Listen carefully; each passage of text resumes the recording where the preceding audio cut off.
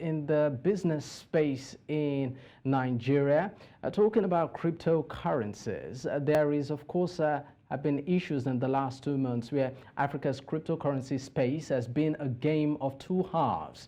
For months now, the Nigerian government and the cryptocurrency giant Binance have been at loggerheads, with the platform accused of tax evasion and money laundering.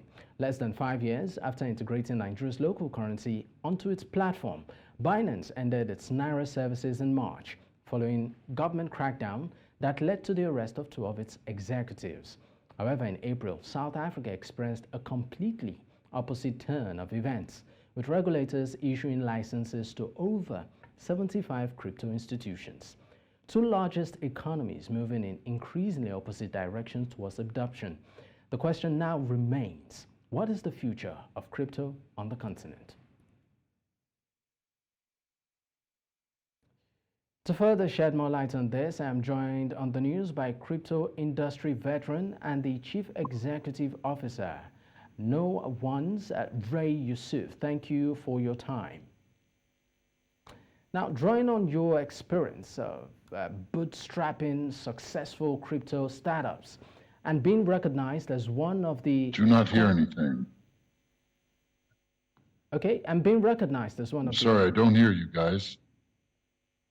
Okay, I think we have a bit of communication lack there. But if you can hear me, drawing on your experience bootstrapping successful crypto startups and being recognized as one of CoinDeck's 40 most influential persons, what's one consistent trend you've observed in both Nigeria's crypto space and the broader global South markets over the years? The trend is as it has always been for the past 70 years. It's overregulation. Africa is the most overregulated region in the entire world, especially financially. When you consider that it is not possible to send money from an M-Pesa wallet in Kenya to an M-Pesa wallet in Ghana or any 7 other African states where M-Pesa exists, it starts to become clear. The colonial clerks just don't want Africans to be able to trade money with each other. In fact, it extends beyond just the banking system, beyond just the mobile money system.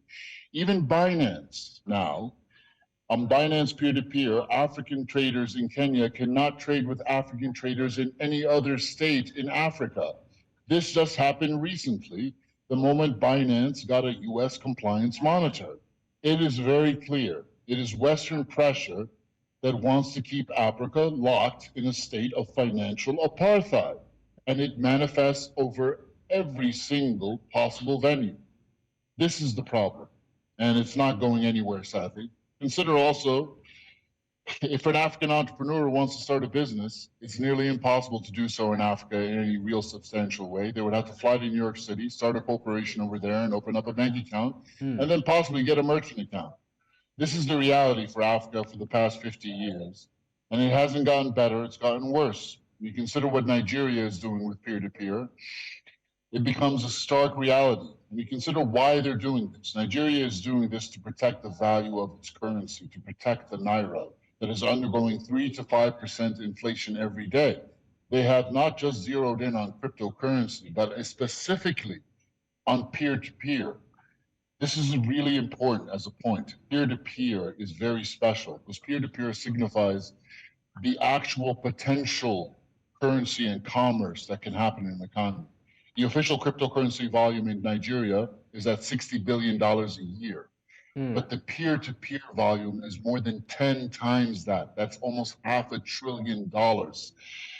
And Nigeria sees peer-to-peer as the enemy. But what they don't realize is that peer-to-peer is actually their best tool. I mean, Yusuf, sorry peers. to, of course, interrupt a bit, but we're pressed for time. Now, let's look at the reason, some of the reasons Nigeria, is actually, or the government is given to actually crack down on many of these platforms. One of it is that many of these platforms are used as conduit to launder funds and also finance even terrorism. Now, with your extensive experience navigating through Africa's evolving crypto regulatory landscape, what does good regulation look like for Nigeria's crypto space?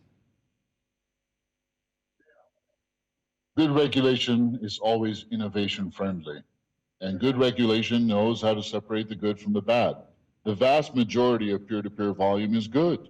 It's simple. African merchants want to make payments in China because that's where they buy things, because they can't buy those things in Africa. How do they do it when their banks won't let them send money to China, when they don't have a bank account in China? It's simple. They use cryptocurrency, and they're looking for ways to onboard into cryptocurrency. They want to demonize a merchant in Nigeria who wants to buy sneakers from China and lump him into a pod with money launderers and terrorists. It's simply not true. And it's simply a part of the lies and FUD that Western regulators continue to spread because they do not want Africa to grow. So making this very simple distinction, that's the first part of it. Regulators in Africa have to understand peer-to-peer and crypto is not the enemy.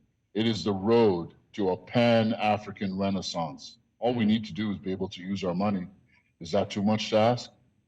I mean, talking about Pan-African Renaissance, Binance exit from Nigeria and the possibility of tighter regulations for other exchange creates a level of uncertainty. Now, how will other cryptocurrency platforms adapt to this changing and ever-evolving environment? And are there, any potential opportunities therein? Absolutely. We're in the middle of the peer-to-peer revolution. That means people trading with other people with no intermediaries, no brokers. My platform is currently centralized, but I'm looking to decentralize it as quickly as possible. So even if they throw Ray in jail or stop us, there'll be an army of Rays out there, like a swarm of locusts. In addition to no ones, I also have a decentralized open source protocol called CivKit, Civilization Toolkit, that anyone can use to build their own peer-to-peer marketplace. And that's just what people are doing. It's impossible to stop peer-to-peer because most of it happens on WhatsApp, Telegram, on the streets.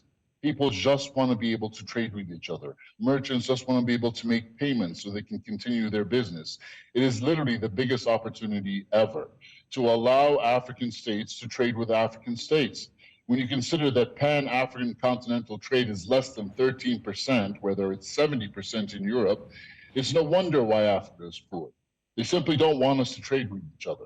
So if you want to fix that problem, the biggest problem of all, and inspire the world with the greatest victory ever, do come into the cryptocurrency industry, do start building peer-to-peer solutions, and especially marketplaces, because that's the only thing that we're missing. All right, Youssef, thank you so much for your time on the news.